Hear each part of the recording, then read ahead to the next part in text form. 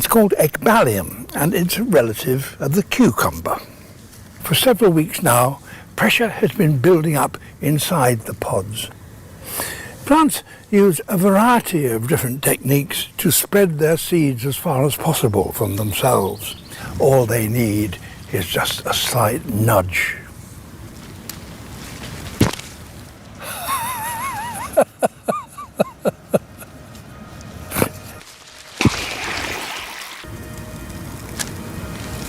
The further the plant can fire its seeds, the better. If a seedling germinates close to its parent, the two will have to compete for nutrients and light.